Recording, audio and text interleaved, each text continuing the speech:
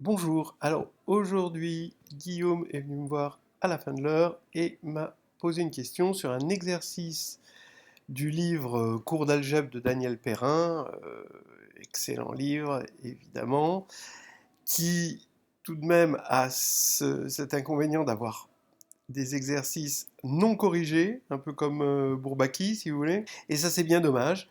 Mais bon, le livre excelle et c'est ce qu'on lui demande.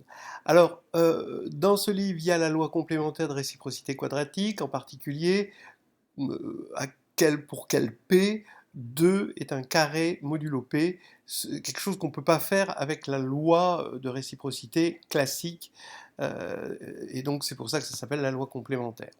Alors donc, Perrin propose une preuve extrêmement simple, et c'est celle-là qu'on va voir là maintenant.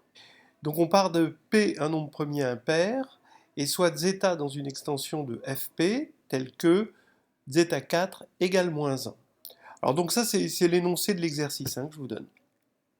Ouais, en tout cas, je crois approximativement. Euh, Montrer que 2 est un carré modulo P si et seulement si zeta plus 1 sur zeta appartient à Fp. Donc vous voyez bien que zeta a priori, il n'appartient pas à Fp, il appartient à une extension de Fp, et donc 2 est un carré modulo P si et seulement si zeta plus 1 sur zeta est dans Fp. Voilà. Donc ça, c'est la première question. En déduire que 2 est un carré si et seulement si P est congru à plus ou moins 1 modulo 8. C'est ça, en gros, la loi complémentaire de réciprocité quadratique, c'est-à-dire que le symbole de Legendre 2 modulo P, le résidu quadratique de 2 modulo P, bah, c'est moins 1 puissance P2 moins 1 sur 8. Donc voilà, il n'y a que pour plus ou moins 1 que modulo 8 que 2 est un carré. Alors voilà une méthode.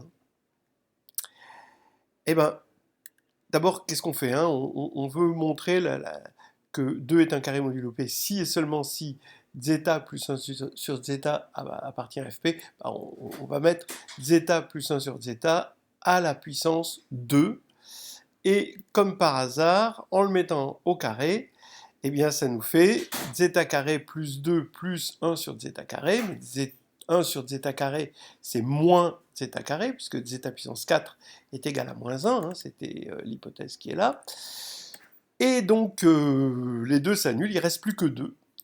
Bah donc voilà, c'est terminé, la première assertion est une évidence. Si lui est dans Fp, eh ben, forcément 2 est un carré, puisque c'est le carré d'un élément de Fp. Fp est un corps. Et réciproquement, si 2 est un carré, eh ben, ça veut dire qu'il a une racine carrée qui est dans Fp, mais l'autre aussi, puisque c'est l'opposé.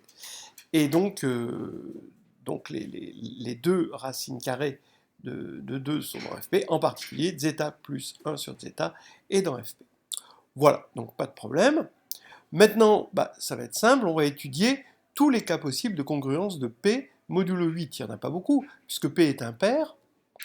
P, il est soit congru à 1, soit 3, soit à moins 3, soit à moins 1. Et on va regrouper ça en deux classes. Si P est congru à plus ou moins 1 modulo 8, qu'est-ce qui se passe?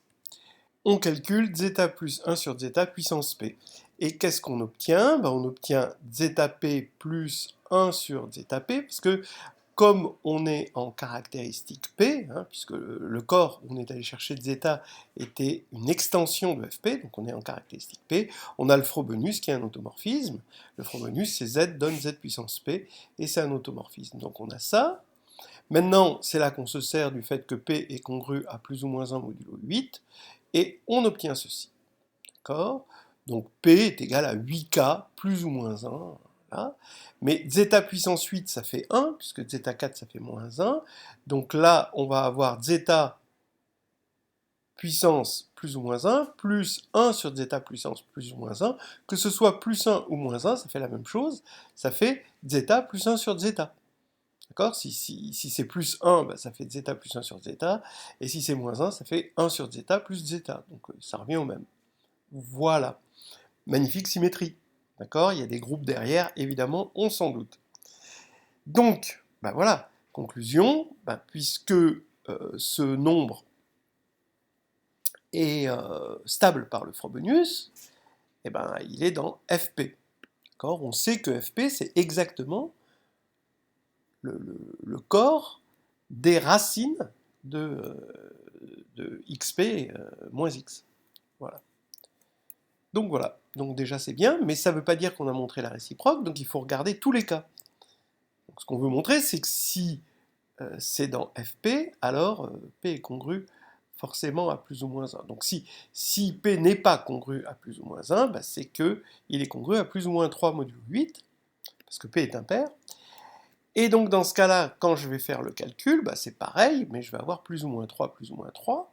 Donc ça fait globalement zeta puissance 3 plus 1 sur zeta puissance 3, hein, que ce soit plus ou moins 3 grâce à cette symétrie, comme on a vu tout à l'heure. Mais zeta puissance 3, ça fait combien? Bah, ça fait moins 1 sur zeta. D'accord?